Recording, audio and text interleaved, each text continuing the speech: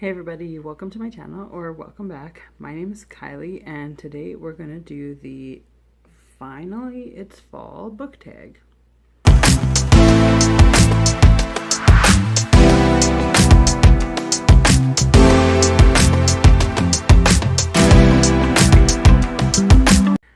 I was tagged by Shelby from What's My Page Again, and the original tag, I think the person's page was called Tall Tales, but I'm gonna figure it out and I'll link those in the channel down below. So let's just go ahead. Number 1. In fall, the air is crisp and clear. Name a book with a vivid setting. Okay, so right off the top of my head, I think of course, Harry Potter, or actually also like Chronicles of Narnia. But I was thinking about this and I was like wondering, is it because they have movies that I can picture the setting vividly? Because I don't know anymore, because I've already seen the movie and I can't go back. So I also picked a recent book that I finished reading called To Kill a Kingdom. This is a Little Mermaid retelling, but it's definitely not what you're expecting when you're going into a Little Mermaid retelling. And I think it's considered epic fantasy. We get to see a few different kingdoms, and they're definitely described so well that I can picture them, and all the kingdoms are completely super different from each other, and I really love that about this book. Okay, number 2. Nature is beautiful, but also dying. Name a beautifully written book that deals with a heavy topic. For this one, I picked The Book Thief. The Book Thief was really well written, and it's narrated by Death, and it is a book that takes place in Germany in the beginning or throughout World War II. So there's definitely some heavy topics in there, but it was a really, really good book. Number 3. Fall is back to school season. Share a non-fiction book that taught you something new. Okay, where is it? This one I read a long time ago. This is an old one that sits on my shelves, but I keep it. The End of Poverty, Economic Possibilities for Our Time by Jeffrey D. Sachs. So this book, this guy, Jeffrey Sachs, is an economist. I'm sure he has like a doctorate, if not a master's. And he is an expert in his field, and he has been called in by governments of certain countries at different times to help them get out of debt and get back on track economically. And so he's called in as an expert to give his advice and to create like an action plan for them. And so in each chapter of this book, I think that's how it's split up, it talks about each different country, what the problems that they had were, and the steps they needed to take to solve them, and then whether or not they actually followed his advice and kind of what happened. I thought it was really super interesting. Okay. That one was 3, 4. In order to keep warm, it's good to spend some time with the people we love. Name a fictional family or household or friend group that you'd like to be a part of. Okay, for this one, we're going way back. Anyone remember the Babysitters Club?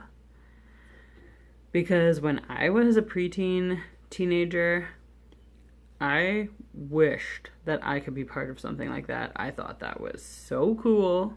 I thought the Babysitters Club was so cool, and that would be like great to be in like a friend group club like that. Also, alternatively, fictional family, the Weasleys. I always thought that it would have been so awesome to have a big family, like lots of sisters and brothers. Not to be the mother of a large family. No. If I could be a part of the children and have lots of sisters and brothers. I don't know what like reality versus like fantasy of that. Like I feel like all my life I've always wished that I had an older brother, but I'm the oldest, so there's never any chance of that. And also my younger siblings always drove me so up the wall. So I don't know if it really is a good time having like 7 or 8 siblings. But I imagined that it would have been so much fun. Although I think that like Fred and George would have really drove me up the wall. Like my brother and sister were nothing like them. They would have driven me nuts, I think. But I think that still would have been a real good time. All right. Number 5. The colorful leaves are piling up on the ground. Show us a pile of fall-colored spines. All right. I got you. Oh, yeah. Look at that. Just cover Mindy Kaling and then it's perfect. Look at that. That's so beautiful. Yellows and orange and brown and red. Pretty. Okay. Next question. Fall is the perfect time for some storytelling by the fireside. Share a book where someone is telling a story. All right, I got you. Okay, this is a really old book. Can you see it? Is it focusing? Here. The Christmas Box Collection. So this is 3 stories in one. They're narrated by like an old woman who's like telling, like you don't know what narration is. I was about to say who's telling the story. Well, duh. So these are 3 stories that are like connected. The main story, the Christmas box, and then they did like a prequel and a sequel kind of thing here.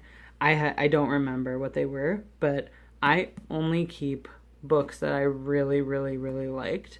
And I remember that I loved this. So I definitely need to do a reread of it. Like maybe I can make that work around Christmas time, but I'm not sure. So I have my TBR like set all the way to the end of December. So, but maybe I'll try to fit this in for like nostalgia purposes. Because I definitely have not read this in at least a decade. I was for sure a teenager when I read this, like late teens. But I remember loving it. So, and it's narrated. I checked out. I read the first chapter just to see. Okay. Number 7. The nights are getting darker. Share a dark, creepy read. Sabriel by Garth Nix. Sabriel is like a necromancer, which means she like goes into, I was just gonna say death, but I feel like it's more like realms of hell kind of. And I remember that like she needs to like go and like she can cross into different levels of death, hell, whatever. And I remember that she needs to at one point retrieve something from like deep in there, and like that's dangerous because you may not come back kind of thing. And that she needed to make sure that a certain demon who was really bad was like in there so that he couldn't get out kind of thing. Yeah, it's definitely super creepy. I don't usually like creepy stuff, but I read this as a teenager again, and I super, super loved it. It's one of my favorites. I've kept it. It has, I think there's 5 altogether, but I've actually only read the first 3 books. So I need to get to that in the new year as well. Do a reread and then read the ones that I haven't read ever. Okay. Number 8. The days are getting colder. Name a short, heartwarming read that could warm up someone's cold and rainy day. Okay. So, the rule is I get to use Harry Potter at least once every tag. Okay? This really is short, though. It's only 225 pages or something like that. Okay. And then, yeah, I must have grabbed this one to throw in there. There is also just a regular The Book of Awesome, but this is a Book of Holiday Awesome, so it talks about like all of the awesome holiday things. And probably if you're like feeling down, you can just like read a few pages of this and can make you feel better and nostalgic and Christmassy. Yeah, I like stuff like that. I'm pretty like positive, happy person, so I love everything awesome. It's especially the Book of Awesome. All right. Fall returns every year. Name an old favorite you'd like to return to soon. So, I don't know. I just kind of stared at my shelves, but I grabbed the Da Vinci Code. I really like the Da Vinci Code and Angels and Demons by Dan Brown. I haven't read them in a long, long, long time, again. So, oh god. Oh no, it's like, is it considered a thriller? I suppose it's probably considered a thriller. But I really liked, like, all the different, like, solving of the puzzles and, like, things like that, too. And I like that conspiracy theory. Like, that's great. Okay. Number 10.